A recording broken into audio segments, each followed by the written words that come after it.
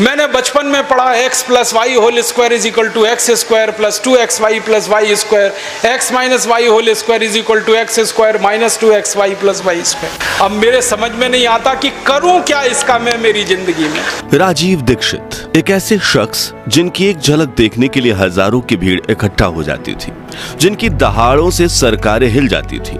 स्वदेश माने अपने देश की व्यवस्थाओं में जीना, अपने तंत्र की व्यवस्थाओं में जीना, तब हम स्वतंत्रता की बात कर सकते हैं। लेकिन आजादी के 60 साल के बाद तो एक भी तंत्र ऐसा बना नहीं इस देश में जो अपना हो।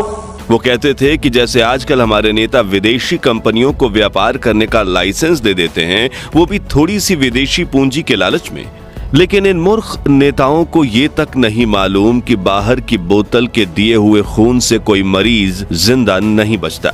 आगे उन्होंने कहा, आप भी सुनिए। अगर किसी देश में पूंजी का उत्पादन होना बंद हो जाए तो बाहर की पूंजी लाकर किसी देश का विकास नहीं हो सकता। जैसे किसी मरीज के शरीर में खून बनना बंद हो जाए तो बोतल का खून चढ़ाकर कितने दिन जिंदा रखेंगे आप उस मरीज को। राजीव जी लिबराइजेशन के बिल्कुल खिलाफ थे। उनका मानना था कि आजादी को 50 साल भी पूरे नहीं हुए और हम ईस्ट इंडिया कंपनी की तरह ही विदेशी कंपनियों को फिर से भारत में बुलाकर वही पुरानी गलती दोहरा रहे हैं जो सालों पहले भारत के राजाओं ने की थी। और इन कंपनियों को उन क्षेत्रों में बिजनेस करने का मौका दिया जा रहा है जिनमें हम पहले से ही अच्छा व्यापार करते थे। आगे उन्होंने कहा, पानी बेचने के लिए विदेशी कंपनियां आ गई, आलू का चिप्स बेचने के लिए आ गई, टमाटर की चटनी बेचने के लिए आ गई, आम का अचार बेचने के लिए विदेशी कंपनियां आ गई। यहाँ तक कि उन्होंने भारत को खैराती धर्मशाला कहते हुए सरकार से लेकर मंत्रियों तक सभी को सरेआम सुना दिया था। आप भी सुनिए। और नेताओं को वाइंडिंग अप चार्जेस मिलते रहे, रिश्वत मिलती रहे, घूस मिलती रहे। हर विदेशी कंपनी के लिए दरवाजा खुला है।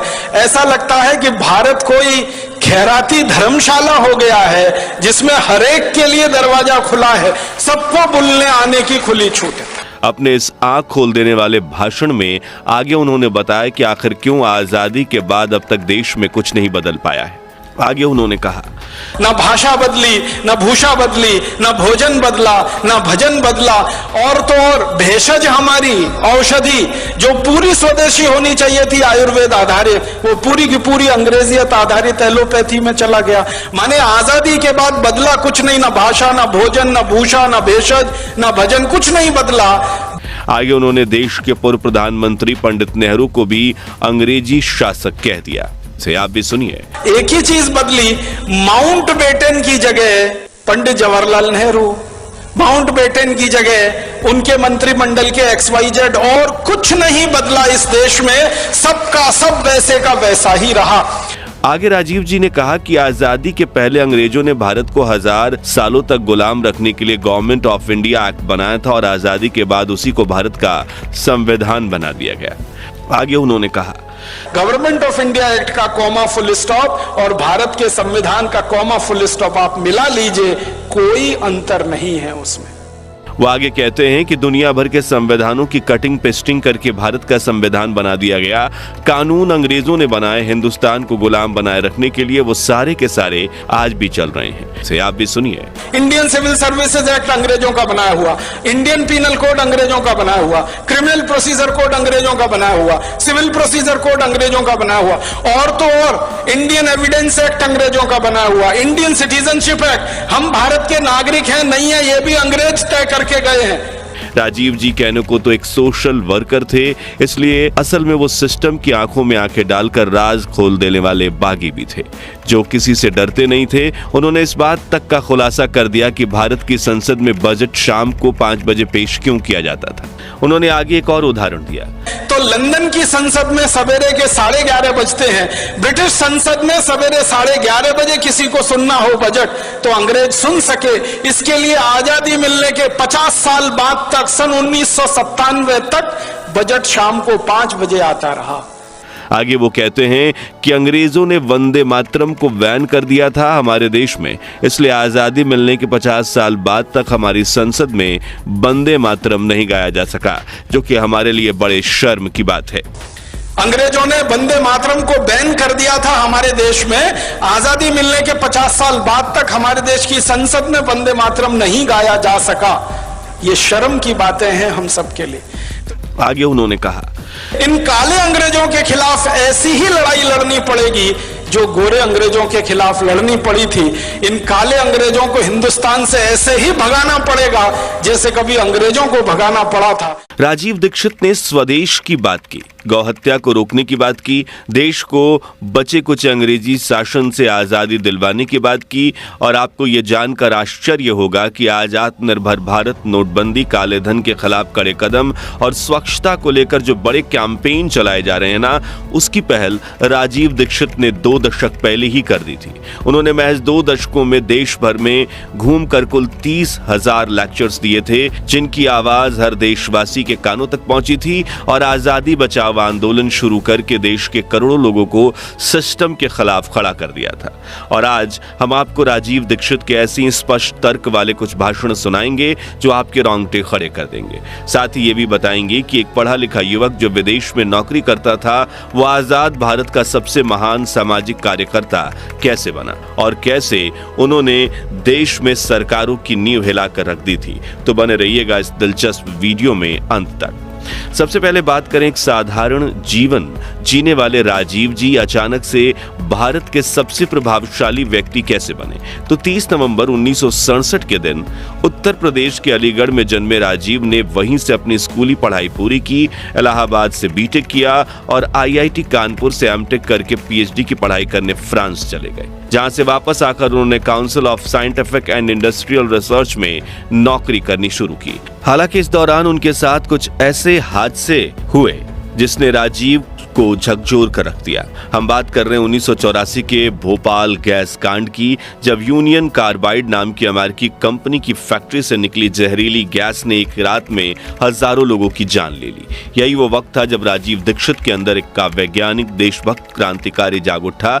उन्होंने खुद भोपाल जाकर देखा, समझा और सरकार के खिलाफ मोर्चा खोल दिया।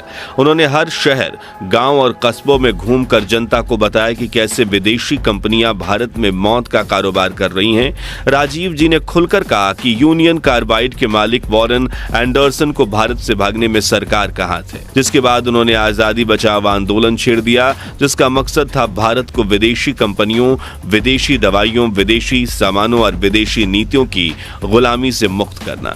90 के दशक की शुरुआत में शुरू हुए इस आंदोलन में राजीव जी ने ना तो टीवी का सहारा लिया, न रेडियो का।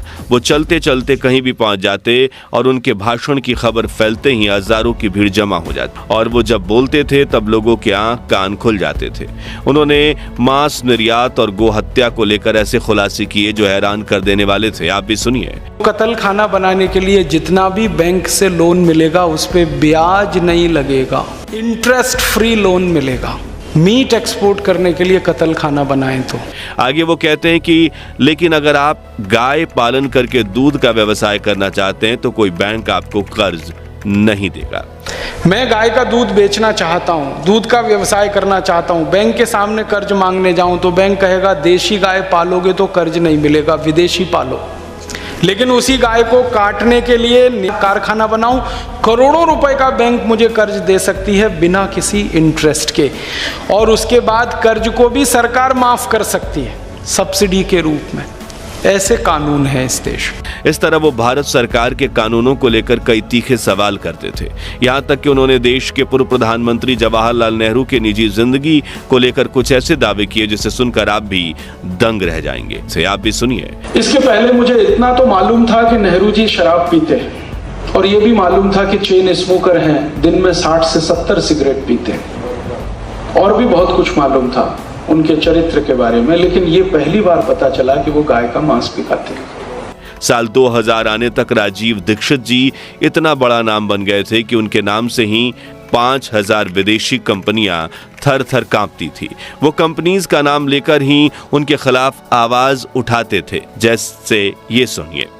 अब मैं कई लोगों से कहता हूं डब से क्यों नहाते हो, तो लोग कहते हैं ये दूध का बनाया हुआ साबुन है। अरे मूर्ख लोगों, दूध से ही नहा लो, दूध के साबुन से क्यों नहा रहे हो। अपने देश में किसी भी बड़े बुजुर्ग के हम पांव छुएं तो क्या कहते हैं, दूधो नहाओ पूतो फलो। दूसरी तरफ वो भारत के बिजनेसमैन का पूरा समर्थन करते थे क्योंकि वो देश में स्वदेशी मूवमेंट चलाते थे। जैसे कि एक बार उन्होंने रिलायंस इंडस्ट्रीज के मालिक धीरू भाई अंबानी के लिए ये कहा था। मैं तो इसी देश की कहानी देखता हूँ। धीरू भाई अंबानी 9 क्लास फेल हो गया, पेट्रोल पंप पे नौकरी करना शुरू किया और रिलायंस नाम का एक एम्पायर खड़ा कर दिया जो सारी दुनिया में 4.5 लाख करोड़ का है। 9 क्लास फेल आदमी 4.5 लाख करोड़ का एम्पायर खड़ा करके छोड़ गया। आगे उन्होंने बिरला ग्रुप के फाउंडर को लेकर ये कहा, घनश्याम दास बिरला 4 क्लास पढ़े, स्कूल और गांव छोड़कर निकल गए, लोटा लेकर कलकत्ता पहुंच गए और इतना बड़ा खानदान बना दिया बिरला एम्पायर जो आज लाखों करोड़ का है। 4 क्लास पास आदमी ने किया। बिरला जी कहा करते थे कि क्लास पास करना कोई महत्व की बात नहीं है जीवन की तुलना में। आगे उन्होंने एजुकेशन सिस्टम को लेकर ये बात कही, तो हम जीवन को जीने वाली शिक्षा हमारे विद्यार्थियों को दें, ऐसी शिक्षा व्यवस्था हम बनाएं जिसमें डिग्री का महत्व ना हो, ज्ञान का महत्व हो, परीक्षा का महत्व ना हो, सीखने का महत्व हो, पढ़ाने का महत्व नहीं हो, सिखाने का महत्व हो। अध्यापक भी सीखें, विद्यार्थी भी सीखें। वो कहते थे आजकल के स्कूल कॉलेज समय की बर्बादी है क्योंकि वो स्वदेशी नहीं है। इसे आप भी सुनिए। शिक्षा व्यवस्था को स्वदेशी बनाना चाहते हैं। अभी जो शिक्षा हम लेते हैं वो मैकॉले की है। मैकॉले ने जो पाठ्यक्रम तय किया वही हम पढ़ते हैं और दुर्भाग्य से मैकॉले जो पाठ्यक्रम हमको दे गया वो इतना रद्दी और बेकार का है जो जिंदगी में कभी काम नहीं आता। आगे वो कहते हैं कि हम वो सिलेबस पढ़ते हैं, रटते हैं, कक्षा में जाकर उल्टी करते हैं, कॉपी पे लिखना माने उल्टी करना और 100 में से 96 नंबर ले आते हैं।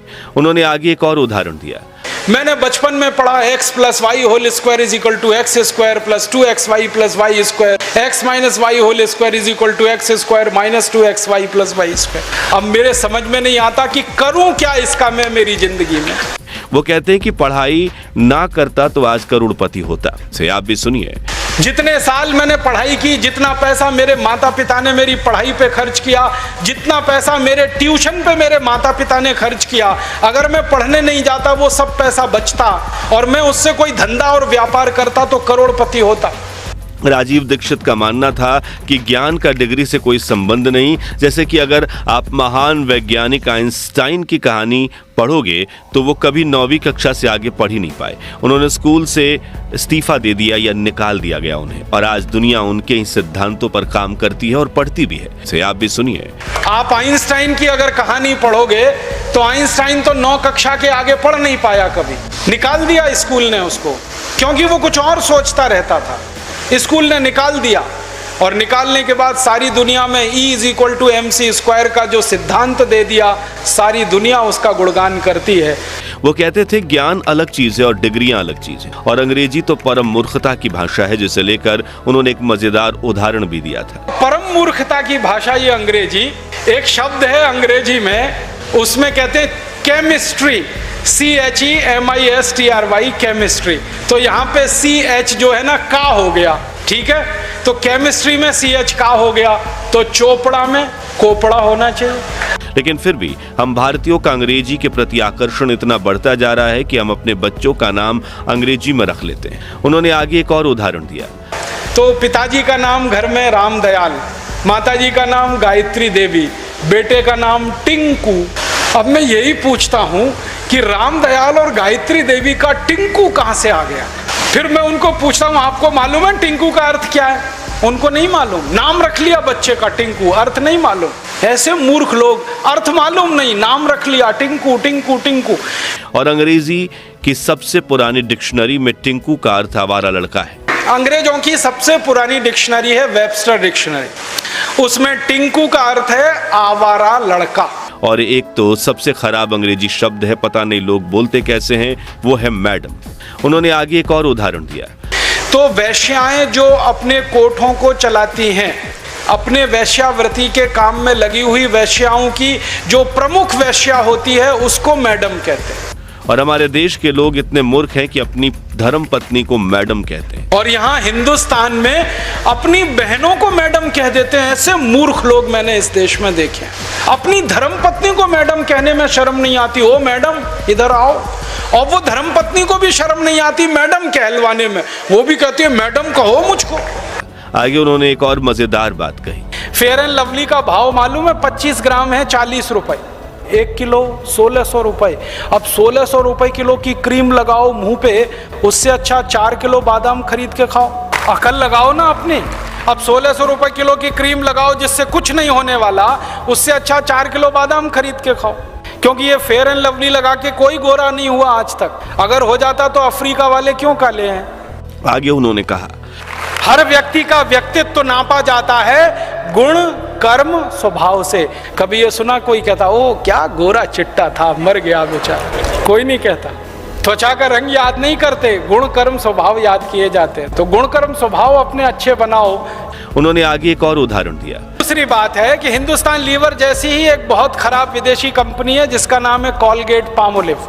ये अमेरिका की है, ये टूथपेस्ट बेच रही है। कॉलगेट का टूथपेस्ट इसी का है। अब ये टूथपेस्ट बिकता है 27-30 रुपए का 100 ग्राम। 300 रुपए तो काजू बादाम बिकता है इस देश में।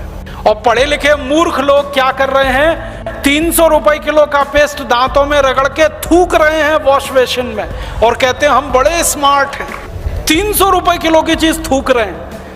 150-200 रुपए किलो का देशी घी रोटी पे लगा के खा रहे हैं। 300 रुपए किलो का पेस्ट थूक रहे हैं वॉश बेसिन में और कहते हैं हम बड़े स्मार्ट हैं। तो मैं उनसे कहता हूं और स्मार्ट बनो भाई। तो कहते हैं क्या करें? मैं कहता हूं ये 300 रुपए किलो का पेस्ट थूकते क्यों हो भाई? रोटी पे लगा लगा के खा लो इसको, क्योंकि घी से महंगा। ये 300 रुपए किलो का पेस्ट मुंह में क्यों लगाना? बंद करो इसको, खत्म करो। Colgate, Closeup, Pepsodent, Cibaca, foreign, हजारों करोड़ रुपए देश का नुकसान है। तो आप बोलोगे फिर दांत कैसे साफ करें? दांत साफ करने के लिए स्वदेशी टूथपेस्ट है कि नहीं? और नहीं तो और स्थानीय दंतमंजन है, लाल दंतमंजन, काला दंतमंजन, ये दंतमंजन, वो 20 तरह के दंतमंजन गांव-गांव में है। और उससे भी अच्छी नीम की दातून है, tax free, cost free, side effect नहीं है, एक्सपायरी डेट कुछ भी नहीं है। राजीव जी बताते हैं कि भारत में इतना पैसा था कि लोग गिनकर नहीं तौल कर रखते थे। 3000 साल पहले से ही हम भारतीय स्टील, लोहा और 36 तरह के मसालों समेत अनगिनत तरह के सामान बेचकर खूब सोना कमाते थे और सबसे ज्यादा सोना कमाते थे सूरत के व्यापारी से। आप भी सुनिए।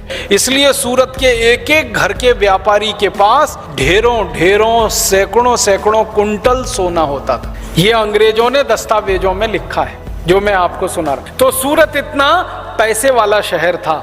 जिसके बाद ईस्ट इंडिया कंपनी ने जहांगीर से सबसे पहले सूरत में बिजनेस करने का लाइसेंस मांगा था, लेकिन यह व्यापार नहीं लूट मार का लाइसेंस था और ईस्ट इंडिया कंपनी के लोगों ने सूरत के व्यापारियों के घरों में डकैती डालना शुरू किया था। इसलिए ईस्ट इंडिया कंपनी ने जहांगीर से कहा कि हमको सूरत में व्यापार करने का लाइसेंस चाहिए। अब आप ध्यान देना, जहां भी मैं बोलूंगा व्यापार, वहां आप सोच लेना लूट मार।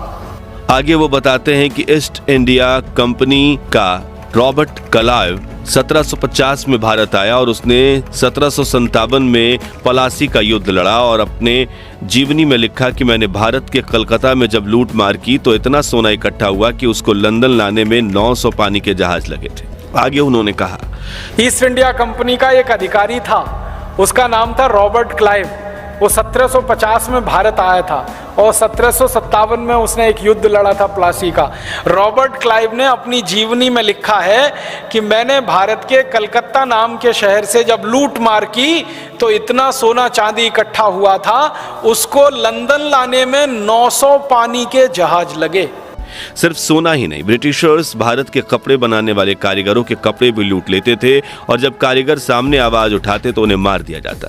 इस तरह हर भारतीय को लूटकर वो फोकट का सामान लंदन ले जाते और वहां बेचते थे और उनका पूरा मुनाफा होता था।